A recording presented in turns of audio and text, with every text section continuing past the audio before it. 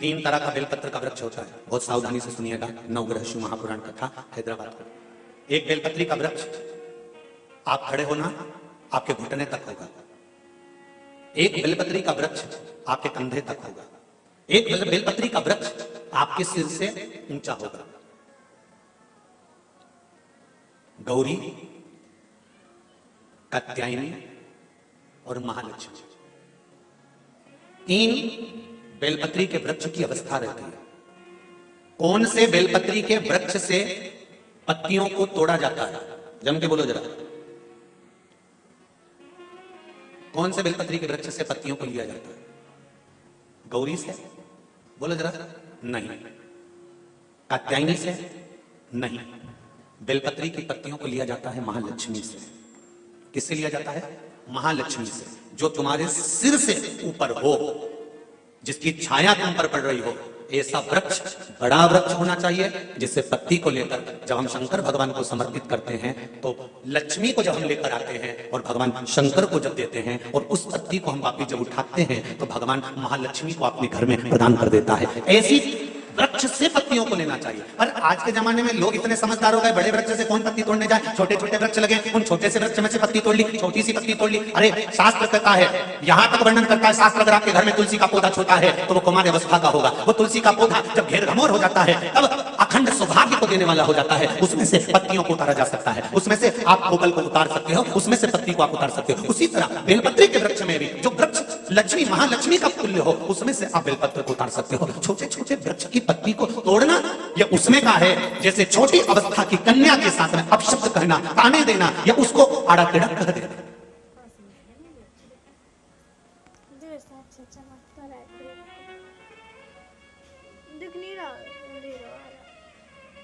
नवरात्र में कन्याओं का भोजन कराती हो कि सौभाग्यवती माताओं का भोजन कराती हो? जल्दी बोलो। कन्याओं का। तो सौभाग्यवती को कराने में क्या दिक्कत है?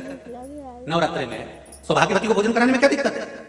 पर दुनिया के लोग कहते हैं कि नवरात्र में कुंवारी कन्याओं का भोजन कराना चाहिए। और जब सौभाग्यवती माताओं का भोजन होता है, सुहागन करते हो, जब तुम्हारे घर में जब सुवासनी करते हो, सौभाग्यवती माताओं का भोजन करते हो, तब कुंवारी कन्या का भोजन कराते हो क्या? नहीं, उस समय सुहागन माताओं का भोजन होना जरूरी है। ये एक अवस्था होती है कि कब कुंवारी कन्या को भोजन कराना है, कब सौभाग्यवती को भोजन कराना है, कब बटुकों को भोजन कराना है, कब ब्राह्मणों को भोजन कराना है, कब ब्राह्मण के बच्चे को भोजन कराना है, कभी साधु संत सन्यासी तपस्वी साधक उपासक को भोजन कराना है। एक समय की अवस्था होती है। जैसे जिसकी पत्रिका में मंगल होता है, जिसकी राशि के अंतर्गत मंगल होता है और उसका विवाह नहीं हो रहा, या मंगल होने के कारण उसको तकलीफ आ रही है, या विवाह हो भी गया तो संबंध टूटने जैसा हो गया, कहीं कहीं अदालत में कार्रवाई चलने लगी, कहीं कहीं विवाद जैसी स्पर्धा उत्पन्न हो गई, कहीं कहीं विवाद सामने आ गया, तो उसको कुछ नहीं करना चाहिए। अगर बाजार जाए, अगर मूंगा किसी की अंगूठी में लगा हुआ हो, या मूंगा कहीं उसके घर में पड़ा हो, या मूंगे की माला पड़ी हुई हो, उस मूंगे का पानी, मूंगे को पानी में डाल दो और उसका पानी शंकर भगवान को मात्र 31 दिन तक लगातार चलाना प्रारंभ कर दे। अदालत में केस बंद हो जाएगा, पति पत्नी वापस एक जैसे हो जाएंगे, वापस जुड़ जाएंगे। और अगर विवाह नहीं हो रहा है तो मंगल राशि वाले का अगर विवाह भी नहीं हो रहा है तो मंगल विवाह आनंद के साथ पूर्ण होगा। ज्यादा भटकना, बस 31 दिन तक मूंगे का पानी, जो मूंगा आप लोग अंगूठी में पहनते हो, हाथ में पहनते हो, माला पहनते हो, उसी मूंगे को पानी में डालकर उसका जल शंकर को चढ़ाना प्रारंभ कर दो।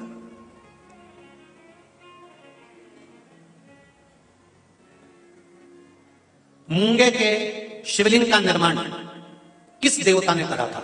लिंग पुराण में आता है, शिव महापुराण में भी। अगर आपके घर में गीता प्रेस गोरखपुर की शिव महापुराण की कथा हो तो उसमें भी पढ़िएगा कि किस किस देवता ने कौन कौन सा शिवलिंग का निर्माण किया है।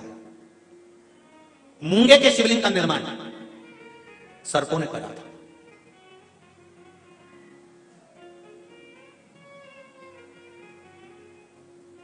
जब शिवलिंग का निर्माण हुआ, पूजन हुई, शिवजी ने आकर आशीर्वाद प्रदान करा, तब सर्पों ने केवल एक बात मांगी थी कि हमारी इन सर्प कन्याओं, ये सांप की बेटियां हैं, सर्प की बेटियां हैं, सर्प के पुत्र हैं, इनका विवाह कैसे होगा? कौन होगा जो इनसे विवाह करेगा? इन सर्प कन्याओं का, इन सर्प वरों का विवाह होगा कैसे? शंकर भगवान ने कहा तुम चिंता मत करो, तुमने मूंगे का शिवलिंग का निर्माण कर कर मेरी पूजन करी है। जब जब एक लोटा जल समर्पित होगा और जो हृदय से मुझे चढ़ाएगा, उस कन्या के विवाह का, उस वर के विवाह का भार मेरे माथे पर आ जाएगा और मंगल विवाह मैं करूंगा। ये शिव वचन है। एक बहुत सुंदर सा प्रसंग है, जरा ध्यान दीजिएगा। कई लोग कहते हैं हमारा गुस्सा कंट्रोल में नहीं आता, बहुत गुस्सा आता है गुरुजी। कोई कहता है मेरी बहू को गुस्सा आता है, कोई कहती मुझे गुस्सा आता है, कोई कहता मेरे बेटे को आता है, कोई कहता मेरे बच्चे को आता है। गुस्सा कंट्रोल नहीं होता, अब शब्द निकल जाता है, ताने निकल जाते हैं, आड़े पेड़ा निकल जाता है, अब शब्दों पर शब्द निकल जाते हैं, बाद में पछतावा भी होता है, बाद में दुख भी होता है, बाद में मन में सोचने में आता है कि ये क्यों हो गया। तो कुछ दिन मूंगे का पानी, अगर मूंगा नहीं हो तो केवल जल का पात्र, उसमें केवल एक हरी मूंग डालकर शिव जी को वो जल चढ़ाना प्रारंभ कर दो। 15 दिन 20 दिन प्रतिदिन शंकर को जल चढ़ाना प्रारंभ तो करो। क्रोध इतना भी तेज आ रहा होगा, संयम में आना प्रारंभ हो जाएगा और मुख से अपशब्द निकलना बंद हो जाएगा। संयमित वाणी के लिए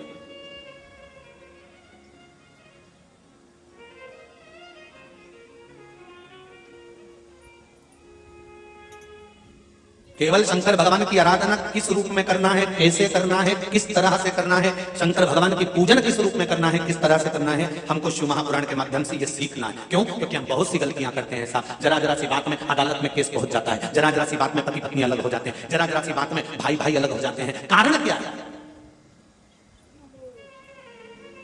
उसका कारण क्या है? जेठानी को मालूम है मेरा पति कमा रहा है, देवरानी को मालूम है मेरा पति कमा रहा है, जेठानी को देवरानी को दोनों को मालूम है कि सास और ससुर की जो जायदाद होगी वादी आदि मिलेगी। फिर लड़ाई किस बात की, फिर विवाद किस बात का, फिर भाइयों में तकलीफ किस बात की है, फिर ननद को मालूम है कि मेरे को भी एक दिन जाना है और भाभी को भी यहाँ पर रहना है, तो फिर ननद और भाभी में विवाद किस बात का। हमें बस ये समझना है कि लड़की अच्छी देखी, परिवार अच्छा देखा, कुटुंब अच्छा देखा, लड़का अच्छा देखा, परिवार अच्छा देखा, फिर विवाद किस चीज के लिए होता है? वो विवाद किसी दूसरी चीज का नहीं होता। विवाद केवल हमारे ग्रहों का, हम जो सोचते हैं, बहुत अभिलाषा लेकर आते हैं, वो पूर्ण नहीं होती तो तकलीफ आती है। उसको पूर्ण करने के लिए परिवार वालों पर जोर नहीं दिया जा सकता, उसको पूर्ण करने के लिए मेरे देवाधिदेव महादेव से कहा जा सकता है कि तेरे भरोसे पर यह कार्य किया, तेरे बल पर। विदुरानी ने कहा भगवान कृष्ण से, ठाकुर एक बात आपसे पूछना है। भगवान कृष्ण ने पूछा, पार्सवी काकी विदुरानी जी पूछिए, क्या पूछना है? विदुरानी कहती है मुझे केवल इतना सा पूछना है कि भगवान अपने भक्त से उसकी प्रिय चीज, उसकी प्रिय वस्तु क्यों छीन लेता है? भगवान कृष्ण कहते हैं, पार्सवी काकी जी, विदुरानी जी, जिस समय आपकी कोई चीज भगवान छुड़ा ले तब आपको नाचना चाहिए, खुश होना चाहिए। क्यों? पूरी दुनिया के सेठों को छोड़कर परमात्मा को तू ही ऐसा सेठ मिला जिससे कुछ लेकर परमात्मा गया है। पूरी दुनिया के सेठों को छोड़कर परमात्मा को केवल तू सेठ मिला, तेरे पास परमात्मा आया और तुझसे कुछ लेकर गया है। जब तुम्हारी कोई वस्तु तुम्हारे पास से चली जाए, कोई चीज तुम्हारे पास से चली जाए, तो उसमें दुख नहीं मनाना, परमात्मा ने दिया था, परमात्मा लेकर चले गया, उसमें तुम प्रसन्न होना कि वो देव अधिदेव महादेव ने दी थी और उसने वापिस ले ली है, उसमें दुख नहीं करना।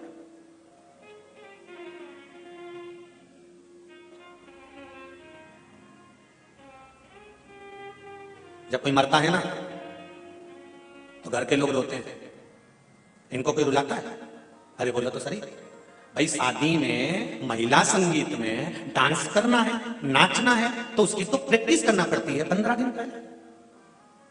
और कोई मरे तो इतने सारे लोग आएंगे तो बैठ के रोना पड़ेगा, तो इसकी प्रैक्टिस कोई कराता है? अरे बोलो जम के कोई कराएगा? नहीं, इसकी प्रैक्टिस नहीं कराई जाती, रोने की प्रैक्टिस नहीं कराई जाती।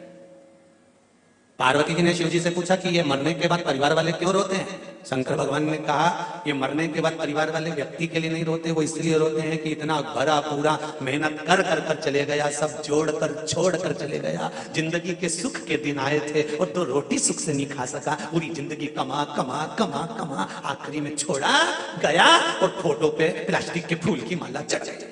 इसलिए रोना आ रहा है कि सब छोड़कर चले गया, जो जिंदगी भर मेहनत करी। अब खुशी का समय आया था, अच्छा समय आया था, गोल्डन समय आया था और बड़ा सुंदर समय आया था, जिस समय खाने की समय था, एंजॉय का समय था, फुल एंजॉयमेंट जीवन को जीना था, उस समय पर जाने का समय हो गया। निवेदन करूंगा हैदराबाद वालों, जितने लोग आस्था पर कथा सुन रहे हैं, फेसबुक के ऊपर सुन रहे हैं, प्रतिदिन हर पल हर क्षण हर घड़ी जितने दिन आपकी जिंदगी के हैं, ये मत सोचना कि परसों के दिन में अच्छे से ये कर लूंगा, मैं कल ये कर लूंगा, मैं नरसों ऐसा कर लूंगा, मैं 8 दिन बाद ऐसा कर लूंगा, मैं 15 दिन बाद ऐसा कर लूंगा। नहीं, शिव महापुराण की कथा कहती है काल करे सो आज कर। जिंदगी का कोई ठिकाना नहीं, श्वास का कोई भरोसा नहीं, इस मनुष्य देह का कोई ठिकाना नहीं, कब जाना पड़ जाए। इसलिए रोज प्रतिदिन सुबह से उठने के बाद अपनी दिनचर्या को इससे जीना कि कल का दिन आए कि नहीं आए, आज ही फुल एंजॉयमेंट, खूब जोरदार छोटी मोटी करके डेंटिंग पेंटिंग करके खाया पिया मौज करा और अपनी जिंदगी को मस्त जिए, रो कर नहीं तो सुबह से उठकर रोकर जिंदगी जी रहे हो। बहू ने ऐसा कर दिया, सास ने ऐसा बोल दिया, देवरानी ने ऐसा कर दिया, नंदन ने ऐसा कर दिया, तुम्हारे भाई ने ऐसा कर दिया, तुम्हारे बंधु ने ऐसा कर दिया, काका जी ऐसा बोल रहे थे, रिश्तेदार ऐसा बोल रहे थे, फूफा जी ऐसा बोल रहे थे। नहीं, सुबह से उठो और चेहरे पर स्माइल हो और मुख पर श्री शिवाय नमस्तुभ्यम हो। घर के लोग भी कहें बहू आज बड़ी प्रसन्न दिख रही है, तो कह देना शिव महापुराण की कथा में जीने का तरीका सीख लिया है, कम मर जाऊं ठिकाना नहीं, इसलिए रोज एंजॉयफुल जीना चाहता हूं, अपनी जिंदगी को फुल एंजॉयमेंट के साथ जीना चाहती हूँ, कब मर जाऊं इसका क्या ठिकाना। इसलिए जोरदार जोरदार हम ये भी नहीं कहें कि बहुत सोना चांदी पहनो, तुम तो तुम्हारे पास जो अच्छी अच्छी साड़ी रखी हो उनके पटली लगा लगा के अच्छी जोरदार पहनो, क्योंकि सब धरी की धरी रह जाएगी, बाद में दूसरे पहनेंगे, तुम ऊपर क्या पहनोगे, फिर ऊपर जाके क्या याद करोगी, यमराज से क्योंकि है यमराज वंश मोर, ए यमराज प्लीज एक्सक्यूज मी, एक बार छोड़ दे, तेरे पांव पड़ो, मेरे पति के पर्स में 5,000 रुपए रखे हैं, तेरे को दूंगी, छोड़। यमराज के चल रही है लीला, हरिओ कमला चल सुने।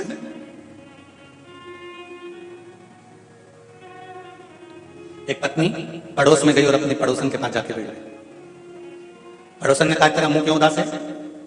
पड़ोसन ने जैसे पूछा तो पत्नी ने कहा मेरा पति बहुत झूठ बोलता है, इसके बराबर संसार में कोई झूठेला पैदा ही नहीं हुआ होगा, इतना झूठेला पति मेरा, इतना झूठ बोल रहा है, इतना झूठ बोल रहा है। तो क्या झूठ बोल दिया उसने? सुबह से चिल्ला रहा है मेरे पर्स में 3,000 रुपए रखे थे, किसने लिए? सुबह से चिल्ला रहा है, तो इसमें झूठ क्या बोला वो? 2,500 रुपए थे, मैंने खुद पर्स में से निकाले 2,500। अब बताओ इतना झूठेला पति कहां से लाए? पड़ोसन ने माथा ठोका, अरे और तू उसको झूठेला कह रही है, तू तो चोटाया है, तू तो चोटी है, तूने उसके पैसे निकाले क्यों? पर सही तो बोलना चाहिए ना, झूठ बोल रहा है कि 3,000 थे, 3,000 थे, 3,000 थे, मैंने तो खुद देखा ना 2,500 थे। अपने जीवन को मस्त मस्त। नवयुवक बच्चे बहुत जल्दी नर्वस हो जाते हैं। एक व्यापार डाला, व्यापार नहीं चला, मम्मी मैंने बहुत मेहनत करी, माँ कहती है चिंता मत कर। सबसे ज्यादा विल पावर मजबूत करने में अगर कोई आगे आती है तो वो घर की माँ आगे आती है, हर पल कहती है चिंता मत कर। लोग कहते हैं माता पिता का जिंदगी में होना क्यों जरूरी है? शिव महापुराण की कथा कहती है अगर माता पिता हैं तो कार्तिक के तारकासुर को मार सकता है अगर शंकर और पार्वती हैं, गणेश जी भी दुष्टों का संहार कर सकते हैं अगर शंकर पार्वती है, अशोक सुंदरी भी संहार कर सकती है अगर शंकर पार्वती है। घर में जब तक बुजुर्ग माता पिता रहते हैं बच्चों का विल पावर मजबूत करते रहते हैं। घाटा लग गया ना, कोई बात नहीं, चिंता मत करना, मेरे पास में थोड़ा पड़ा है, चूड़ा ले जा, बेचिया, कर्जा निपटा दे, चिंता मत करना, फालतू की चीज मत सोचना। हो गया ना, जमीन पड़ी है ना गांव में, वो बेच देंगे, चिंता मत करना। एक माँ और एक पिता अपने बच्चों का विल पावर मजबूत करते रहते हैं। हर पल कोई संत, कोई साधु, कोई सन्यासी, कोई तपस्वी, कोई साधक, कोई उपासक अगर दुनिया में कोई है तो आपके घर में रहने वाले बुजुर्ग माता पिता हैं। ये संत साधु और सन्यासी से कम नहीं है, ये किसी ब्राह्मण और संत से कम नहीं है। हर पल अपने बच्चों का विल पावर मजबूत करते हैं। मेरा बच्चा बोलता नहीं है, बहू कहती है ये 2 साल का हो गया बोलता नहीं है, माँ कहती है चिंता मत कर, छोटा है ना अभी तो रुक तो जा, धीरे धीरे सीख जाएगा, बोलेगा, चिंता मत कर। माँ उसका विल पावर मजबूत करती जाती है।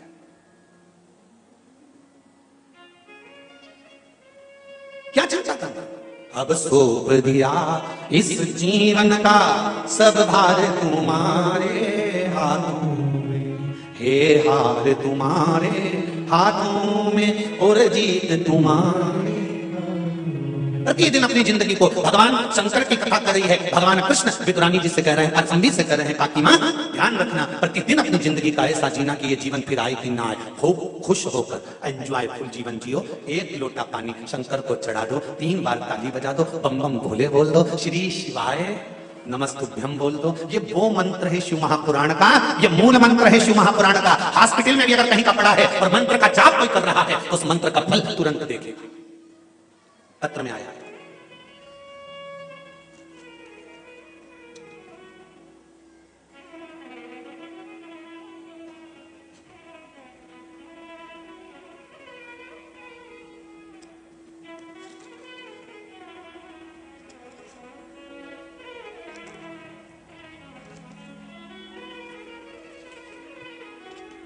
शर्मिला बजरंग लाल जी काकानी हैदराबाद, कहीं बैठे हैं?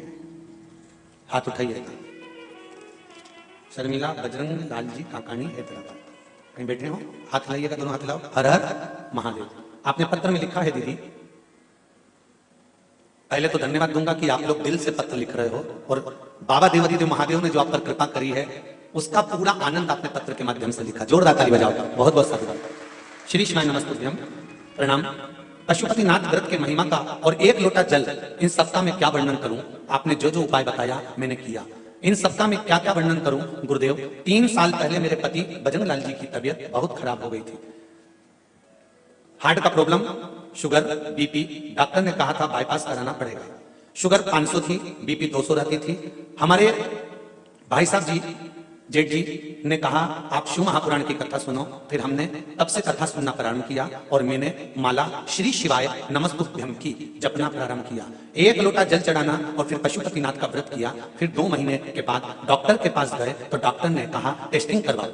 बोले हमने टेस्टिंग किया तो रिपोर्ट देखकर डॉक्टर परेशान हो गया और डॉक्टर ने कहा इनका बाईपास की जरूरत नहीं है, बस एक ही स्टंट बिठाना पड़ेगा और बीपी भी अभी नॉर्मल है और शुगर भी नॉर्मल है। ये शिव कृपा है। बेटो बहन, श्री शिवाय नमस्ते। शिव उदारता किसको कहते हैं?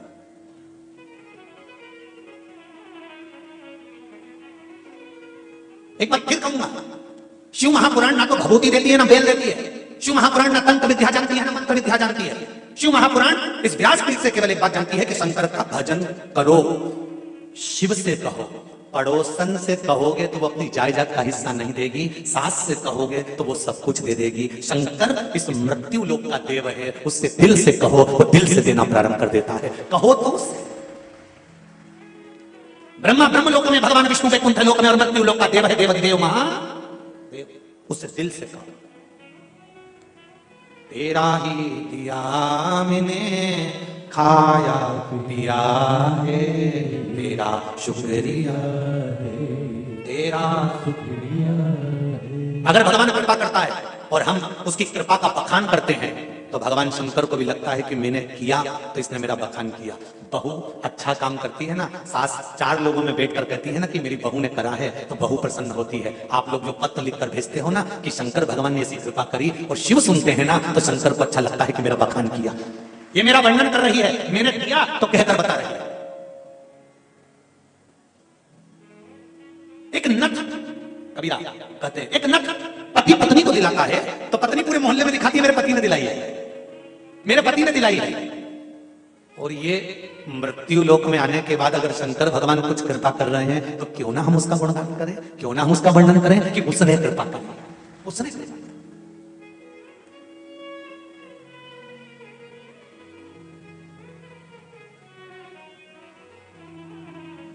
ये उसकी कृपा बिना नहीं हो सकता। और हमारे कर्म के अनुकूल हम प्रतिदिन शिव की आराधना कर रहे हैं। श्री शिवाय नमस्तुभ्यं, श्री शिवाय नमस्तुभ्यं, श्री शिवाय नमस्तुभ्यं, श्री शिवाय नमस्तुभ्यं, श्री शिवाय नमस्तुभ्यं। इन मंत्र का हम जाप कर रहे हैं तो शिव हमें स्वीकार कर रहा है। पंचाक्षर जप लो नमः शिवाय, षडाक्षर जप लो ओम नमः शिवाय, 12 अक्षर जप लो ओम नमो भगवते वासुदेवाय, 2 अक्षर का जप लो राम, 2.5 अक्षर का जप लो कृष्ण। पर मंत्र जाप हो, चाहे माला हो, चाहे शंकर भगवान पर 1 लोटा जल हो, दिल से चढ़ाना, दिल से, दिखावे से नहीं।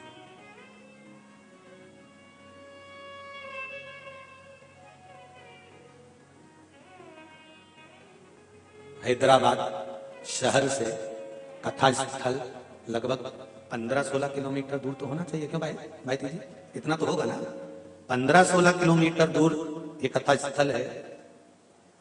एस कन्वेंशन 7 अमराई राजमहल होटल के पास हैदराबाद, ये जो स्थान है। अब 15-16 किलोमीटर दूर से आप लोग अगर कथा सुनने के लिए यहाँ आ रहे हो तो शंकर जी का कोई भक्त ही होगा और उसका कोई उपासक ही होगा और दिल उस दिलदार से लगाया होगा तब तो खिंचकर चले आए हो, नहीं तो कहां आते इतने।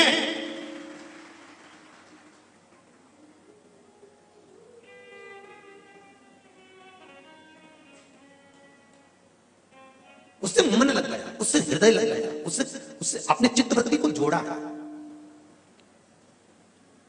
क्यों ना कर पाता। पार्वती जी शिव जी के साथ भ्रमण कर रही है, पार्वती शिव जी के साथ घूम रहे हैं।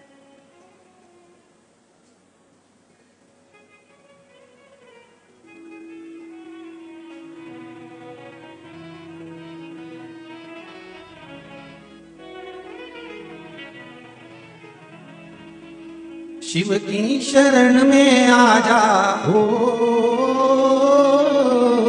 शिव की शरण में आजा, भोले की शरण में एक बार आजा आजा, शिव की शरण में एक बार आजा आजा, शिव की शरण में एक बार शरण में आजा हो,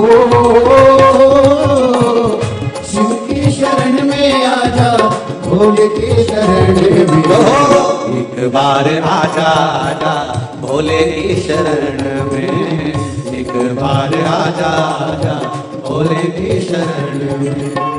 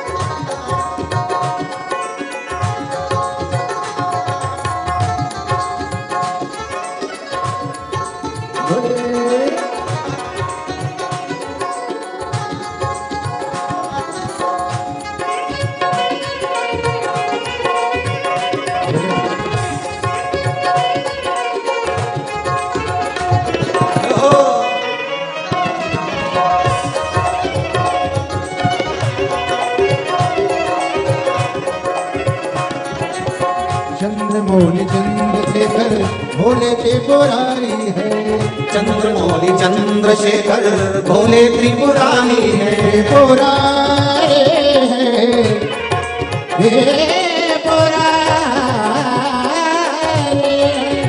चंद्रमौली चंद्रशेखर भोले त्रिपुरारी है, चंद्रमौली चंद्रशेखर भोले त्रिपुरारी है। गले मुंड माल राजे करे त्रिशूलधारी है, गले मुंड माल राजे करे त्रिशूलधारी है। नंदी पे सवार से हो, नंदी पे सवार से भोले के शरण में एक बार आजा आजा, भोले की शरण में एक बार आजा आजा, भोले के शरण में शिव की शरण में आजा हो, शिव की शरण में आजा, भोले की शरण में एक बार आजा आजा, भोले की शरण में एक बार आजा आजा, भोले के शरण में रहो। हर महादेव।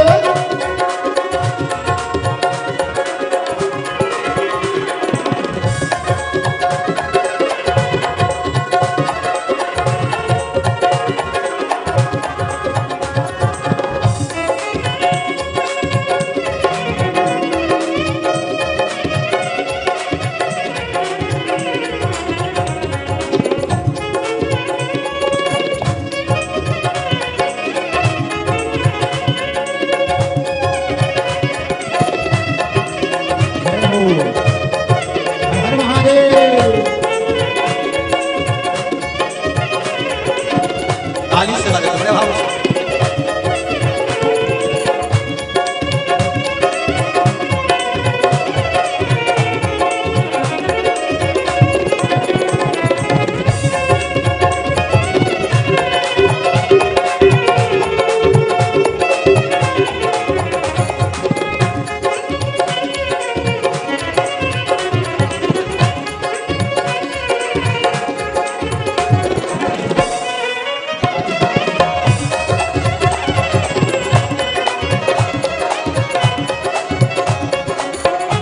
और फकीर सब है शिव के शरण में। संत और फकीर सब है शिव की शरण में। शिव के शरण में, शरण में।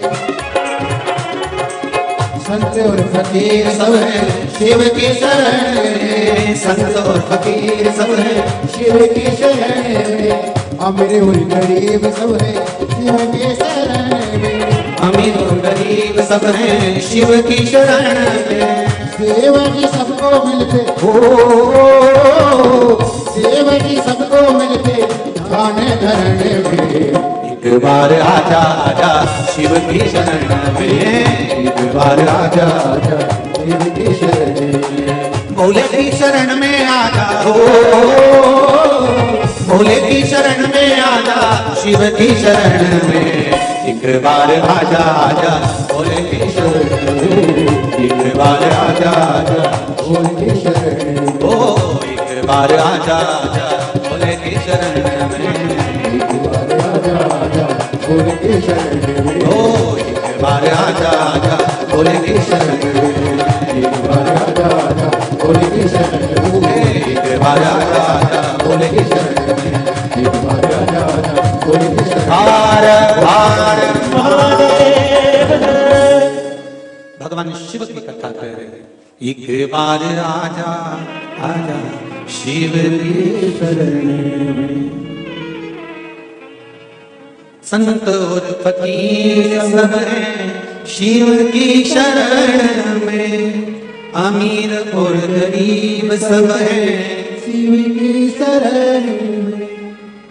शिव जी सबको मिलते ध्यान धरण में। एक बार आजा भोले की शरण में। एक बार आजा शिव की शरण में। सरल देव, सहज देव, वो है देव अधिदेव महादेव। सरल शिव मंदिर में कपाट नहीं, हृदय में कपट नहीं, परिवार में कोई झंझट नहीं। ऐसे मेरे शिव हैं, कोई ज्यादा व्यवस्था की जरूरत नहीं पड़ती है। बेलपत्री वो भी चढ़ी हुई धोकर वापिस चढ़ा दो, उतने में खुश हो जाते हैं। इससे बढ़कर और क्या चाहिए ये बताओ। शिव कितने सरल। श्री शिवाय नमः। सरल। शंकर भगवान पार्वती जी को लेकर गए, काशी की गलियों में भ्रमण कर रहे।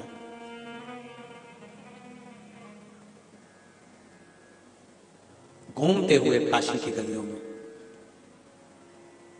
पार्वती मणिकर्णिका पर बैठकर इस काया को देख रही है और उस काया को जलता हुआ भी देख रही है।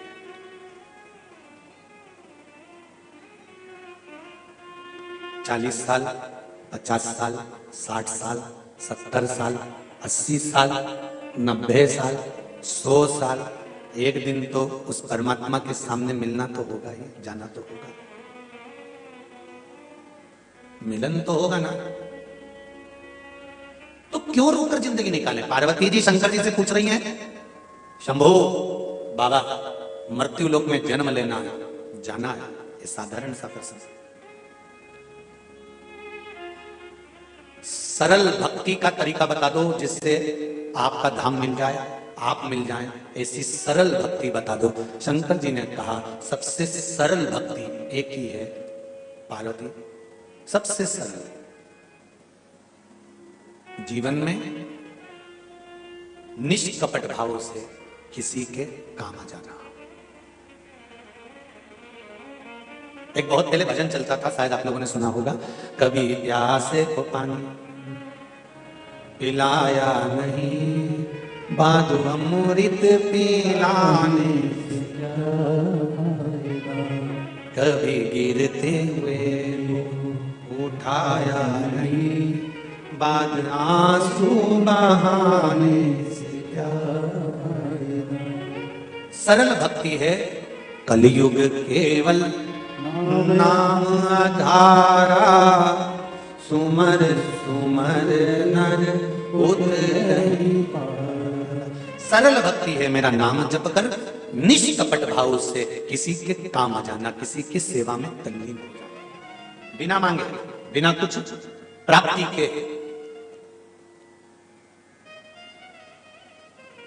कभी विदुरानी जैसी चतुरता भी रखिएगा। एक आध बार शंकर जी के मंदिर में जाओ ना, और शिव जी जब अकेले दिख जाए, वैसे तो आज के समय में शंकर और अकेले बहुत बड़ी बात है। जब से शिव महापुराण की कथा टीवियों पर चालू हुई है, तब से शंकर जी के मंदिर में शंकर अकेले है ही नहीं। अब तो पार्वती जी को भी शिव जी से बात करना पड़ती है, तो इंतजार करना पड़ता है थोड़ा। क्यों भाई जी, सही बात है। अब अगर राय लेना पड़ती है ना पार्वती जी से, तो पार्वती जी भी कहती है अब अकेले में कम मिले, तो शिव जी कहिए सब जाए तब तो मिल जाना। बड़ी सरलता में भाव महाराज। जब भोलेनाथ जी अकेले में हो ना, तो एक बार पारसम्मी जैसी बात हम भी शिव जी से कह दिया करो, बोले बाबा लोग तुम्हारे ऊपर खूब जल चढ़ाते हैं, खूब आनंद कराते हैं, खूब बेलपति चढ़ाते हैं, खूब धतूरा चढ़ाते हैं, खूब तुम्हें घिस घिस के नवाते हैं।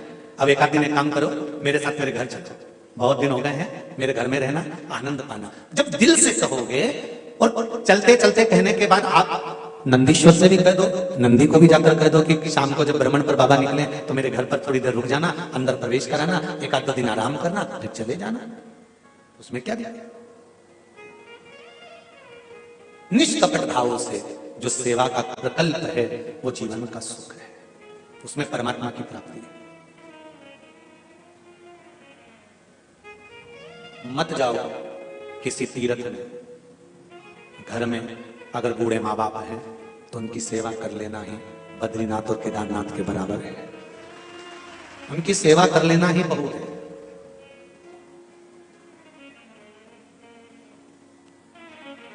पर बड़ा विचित्र जमाना आ गया जी, बूढ़े माँ बाप से नहीं पूछा गया कि तुमने केदारनाथ जी का दर्शन करा है कि बद्रीनाथ जी का करा है।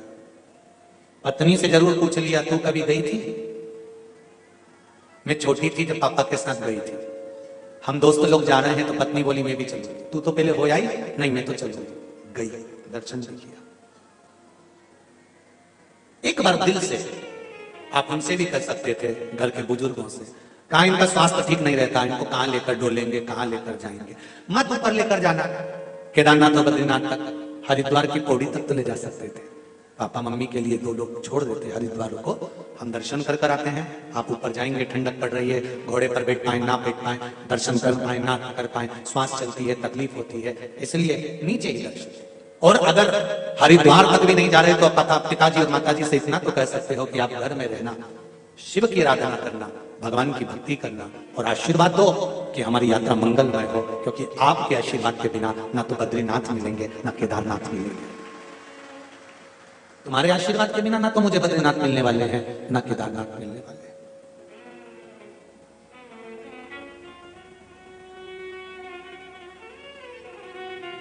एक बच्चा रोज मंदिर जाता है और रोज मंदिर से आकर कहता है, मम्मी आज मैं रामेश्वरम गया था, आज मैं केदारनाथ जी गया था, आज मैं बद्रीनाथ जी गया था, आज मैं मल्लिकार्जुन गया था, आज मैं महाकाल गया था। माँ भी हंसकर कहती है, कहाँ पागलों जैसी बात करता है। पास के मंदिर जाता है लोटा भर जल चढ़ाने के लिए और कहता है मैं केदारनाथ गया था, मैं बद्रीनाथ गया था, मैं महाकाल गया था, मैं मल्लिकार्जुन गया था। तो इतने में पड़ोसन ने कहा, बेटे का दिल है, शंकर के मंदिर में अगर जल चढ़ाता रहता है और दिल से कहता है कि मैं वहां गया था, तो जब उसने जल समर्पित करा है रामेश्वर के नाम से, तो वो जल रामेश्वर पे ही गया था। ये निश्चित है, दिल से दिया गया।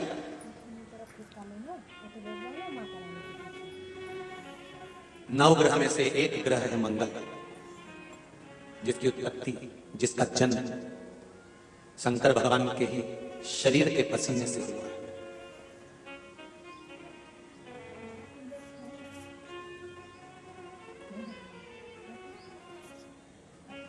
और इस मंगल को ठंडा करने वाला कोई दूसरा नहीं है। धधकते हुए इस लाल ग्रह को, धधकते हुए इस मंगल ग्रह को अगर कोई समाप्त करा है तो इनकी धर्म पत्नी मेघा ने, ज्वालिनी ने करा है। मंगल ग्रह की पत्नी का नाम क्या है? मेघा। किसी किसी पुराण में ज्वालिनी भी लिखा है, तो अपन मेघा भी समझ लो, ज्वालिनी भी समझ लो।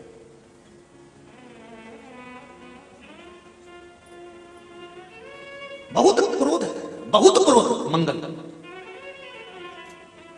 क्योंकि इसके जन्म का जो समय है ना वो बड़ा विचित्र है।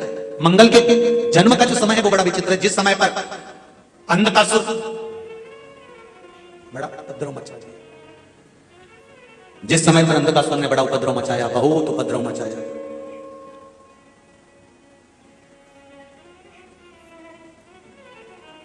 तब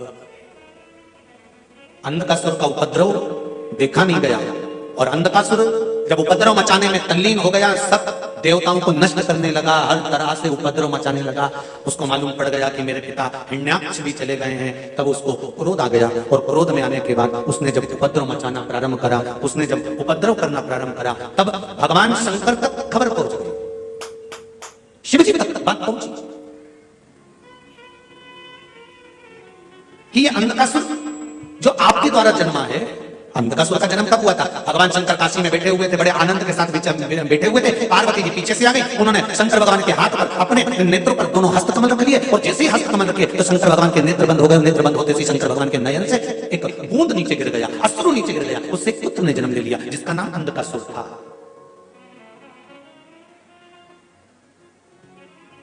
एक पुत्र ने जन्म लिया, वो अंधकासुर था। पार्वती ने उसको पुत्र की तरह रखा। शंकर भगवान ने कह दिया पार्वती इसको उठाकर समुद्र में डाल दो। पार्वती डालने को तैयार नहीं हुई। खूब समझाया माता पार्वती को, पर पार्वती मानी नहीं। शंकर भगवान को क्रोध आया, पार्वती ये तुम्हारा पुत्र नहीं है। पार्वती जी कहती हैं आपके द्वारा जन्मा है तो मेरा पुत्र ही तो है। शिव जी ने समझाया, पार्वती मानने को तैयार नहीं, पर शंकर भगवान ने पार्वती जी के हाथ से उस पुत्र को लेकर समुद्र में फेंक दिया। हिरण्याक्ष ने पाल को स्तर बड़ा करा। समय आया, ब्रह्मा जी का तप करा अंधकासुर ने और वर प्राप्त करा ब्रह्मदेव से कि मुझे वर दो कि मैं मरूं नहीं। तो ब्रह्मा जी ने कहा मृत्यु निश्चित है, मरना तो पड़ेगा। फिर वही वाली बात आ गई, बादाम खाओगे तो भी मरोगे, नहीं खाओगे तो भी मरोगे, पार्लर जाओगे तो भी मरोगे, नहीं जाओगे।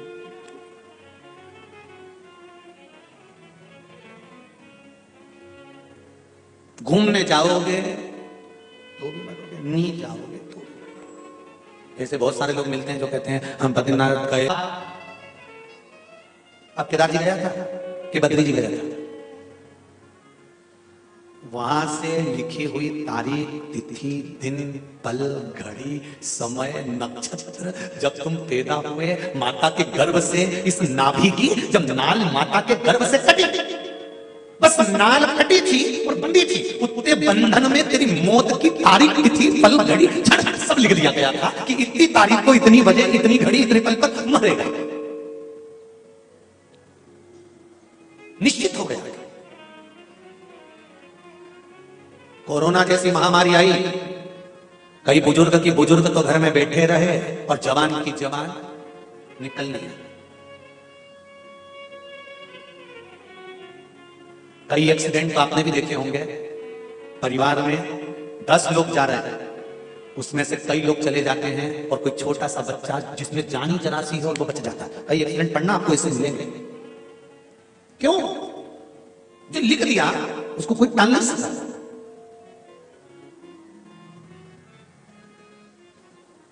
अकाल मृत्यु वो मरे जो काम करे चंडाल का, काल उसका क्या बिगाड़े जो भक्त हो महा काल का। अब तुम सोच के बैठे थे बद्रीनाथ जाएंगे, केदारनाथ जाएंगे, ये हो गया वो हो गया, तो निश्चितता है तुम्हारी मृत्यु की। अब यहाँ अंधकासुर ब्रह्मा जी से कह रहा है कि मुझे वर दे दीजिए, मुझे वर दो,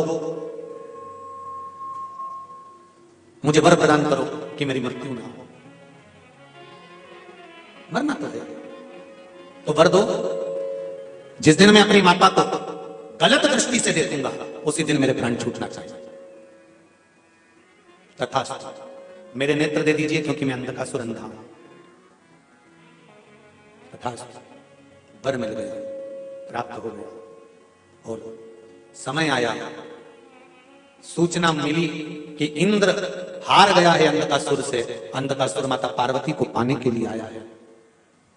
सूचना मिल गई और जो इंद्र हारा, हारते से इंद्र तुरंत शिव जी के पास गए, शंकर भगवान के चरणों में पड़ गए, प्रभु कृपा करो, क्या इस अंधकासुर को मारना है। शंकर भगवान क्रोध में लाल होकर तुरंत पहुंच गए। और क्रोध में लाल होकर जैसे ही शंकर भगवान पहुंचे हैं, क्रोध में लाल होकर भगवान शिव जैसे ही पहुंचे, जैसे ही शंकर भगवान पहुंचते हैं, और अंधकासुर के साथ में कई वर्ष तक शंकर भगवान का युद्ध हुआ है, क्योंकि अंधकासुर शिव जी के पुत्र हैं और शंकर और शिव के पुत्र में कोई अंतर नहीं है। व्यक्ति सारी दुनिया से युद्ध करता है तो हार और जीत सब हो सकती है और जीत सकता है, पर व्यक्ति जब परिवार में युद्ध करता है ना तो जीतना थोड़ा सा कठिन होता है। हारता कहां है व्यक्ति? परिवार में हारता, ढीले कम कर थोड़ा सा परिवार में हार जाता है।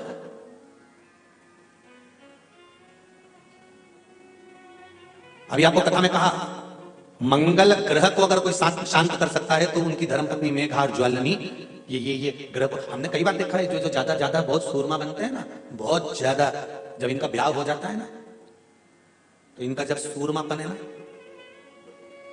पत्नी आंखों में लगा लेती है, अच्छे अच्छे सूरमा बना के। जो ज्यादा तन्न फन्न करते हैं ना, मुझे ये नहीं खाना, अटक दो रख, मैं ये नहीं खाऊंगा, ये कपड़े नहीं पहनूंगा, ऐसा नहीं करूंगा, इनकी शादी हो जाए जब इनको देखना, अम्बे तू है जगदम्बे काली, जय हो हैदराबाद वाली, हम सब उतारे तेरी। फिर चुप शांत एकदम। फिर तो कई बार माए भी कह देती है हमारा छोरा ऐसा था, अब तो इसके मुंडा से आवाज नहीं निकले, तो अब माँ को कौन समझाए कि तेरे भक्त जनों पे माता भीड़ पड़ी है और दानव दल पर टूट पड़ी है, आगे शेरा वाली बोले क्या?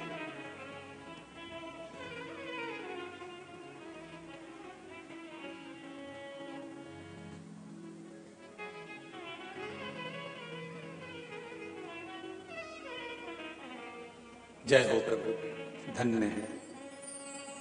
शिव पुराण कर रहे हैं, शंकर भगवान को क्रोध आया और जैसे ही शिव जी को क्रोध आया, मारने के लिए आतुर हुए, शंकर भगवान के सिर से एक पसीने की बूंद पृथ्वी पर गिर गई। गिरते से एक धधकता हुआ अंगारा, लाल धधकता हुआ अंगारा ग्रह एक पुत्र के रूप में जन्म ले लिया, पृथ्वी से हुआ, इसलिए मंगल कहला गया। धधकता हुआ,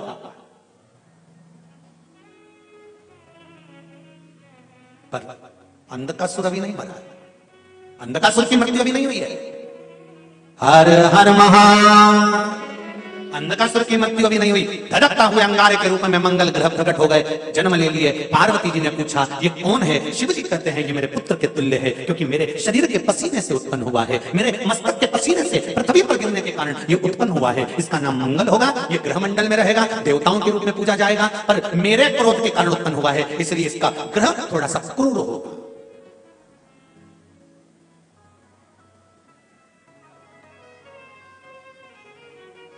एक बात बहुत ध्यान से सुनिएगा, विवाह, शादी, संतान प्राप्ति, विवाह के बाद में विवाद, या किसी नए कार्य के लिए आगे बढ़ रहे हैं और उसमें अड़चन आ रही है, तो एक बार किसी ज्योतिषाचार्य के पास जाकर पूछना, वो बता देगा या तो मंगल या शनि कुछ ना कुछ, कोई ना कोई क्रूर ग्रह तकलीफ दे रहा होगा। ज्योतिषाचार्य के पास जाएंगे, वो कहेगा। जितने भी ग्रह हैं, चाहे राहु हो, केतु हो, मंगल हो, शनि हो, बुध हो, भौम हो, सूर्य हो, ये सारे जो ग्रह हैं ये शंकर भगवान के शिवलिंग के पास में विराजमान है, शिवलिंग के पास में विराजमान।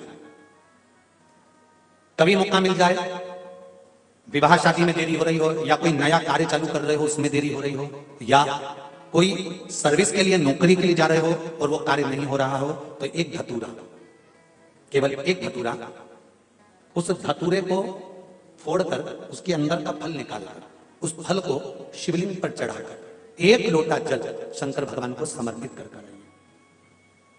दिन होना चाहिए मंगलवार। कौन सा दिन होना चाहिए? जम के बोलो जरा, मंगलवार। समर्पित करो। उसके बाद में आप विवाह के लिए अगर समर्पित करें हैं तो विवाह में देरी नहीं होगी, व्यवसाय और व्यापार के लिए या नौकरी के लिए समर्पित करें हैं तो उसमें देरी नहीं होगी। एक पत्र में आया है, सुन लीजिए, बड़ा सुंदर संवाद।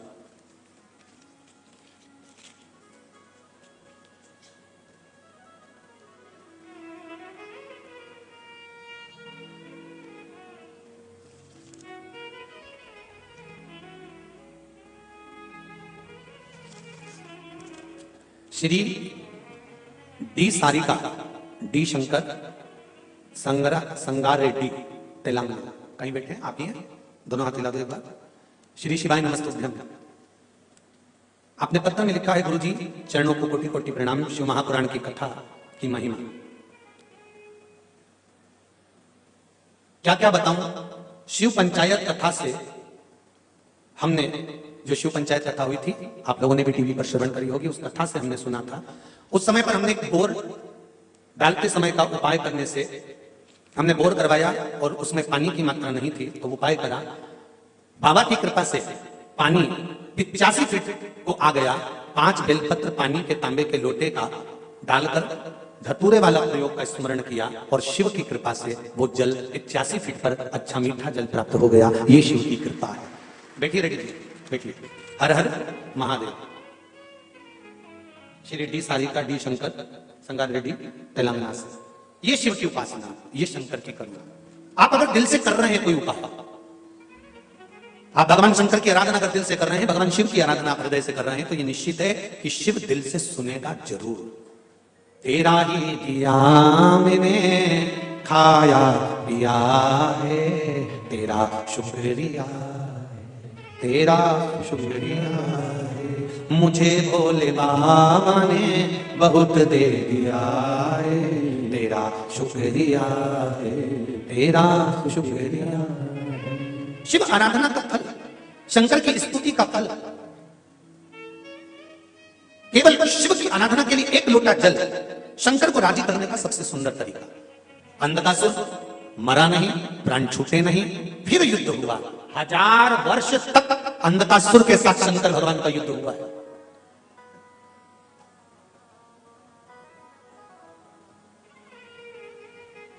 अब उसी समय पर मंगल ग्रह को क्रोध आ गया कि मेरे पिता शिव युद्ध कर रहे हैं और मैं बैठा हूं।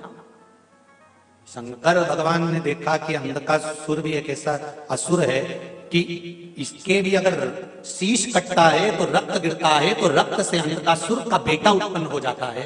एक पुत्र अंधकासुर का उत्पन्न हो गया जिसका नाम था कनक दानव। क्या नाम था? कनक दानव। कनक दानव को जैसे देखा तो भगवान शंकर ने मंगल को इशारा करा, जाओ इस कनक दानव का संहार करो।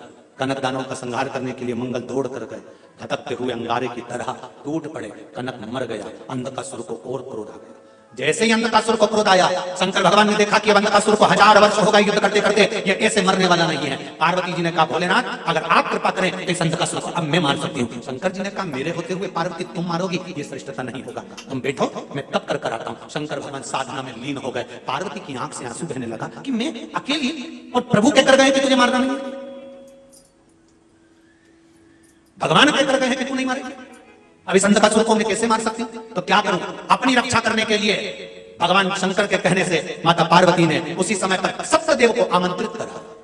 अब सप्तदेव को आमंत्रित करा तो 7 देवता, 33 कोटि देवी देवताओं में से 7 देवता पार्वती जी के लिए मृत्यु लोक पर कैलाश पर आने लगे। जैसे आने लगे तो उनकी धर्मपत्नियों ने, सप्तदेवियों ने कहा, आप जा रहे हो और आप जाकर पार्वती के साथ रहोगे, ये अच्छा लगेगा? तो सप्त देवताओं ने विचार कर अब करे क्या? तो पार्वती जी बुला रही हैं, हमें जाना पड़ेगा। तब सप्त देवताओं ने सप्त देवी का रूप धारण करा, सप्त मातृका बनकर तुरंत पार्वती जी के पास पहुंच गए। अंधकासुर को मारते समय सप्त मातृका प्रकट हुई है। आज भी आपके घर में वास्तु पूजन होता है, नवरात्रि की पूजन होती है, यज्ञ होता है, अनुष्ठान होता है, तो सप्त घृत मातृका बनाई जाती है। करें दर्शन? करें करें कि नहीं करें? 7 बिंदी नीचे लगती हैं, फिर उसके ऊपर 6 बिंदी सिंदूर की। करें दर्शन? किस किस में करें? ध्यान होगा आप लोगों को। पहले 7 बिंदी सिंदूर की, फिर 6, फिर 5, फिर 4, फिर 3, फिर 2, फिर 1, और 1 के ऊपर चिपकाया जाता है फिर सिक्का। करें दर्शन आप लोगों ने? सप्तघृत मातृका बोलते हैं।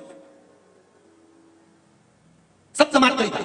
कोई आपसे पूछे कि सप्तघृत मातृका का जन्म कहां हुआ था, सप्तघृत मातृका कहां प्रकट हुई थी, सप्त मातृका कहां प्रकट हुई थी, तो आप कह सकते हो अंधकासुर का संहार करते समय जब शंकर भगवान अंधकासुर को मारने के लिए आतुर हुए, तब माता पार्वती जी ने सप्त देवताओं को आमंत्रित करा। और सप्त देव स्वयं पुरुष के रूप में नहीं आए थे, सप्त देव स्त्री बनकर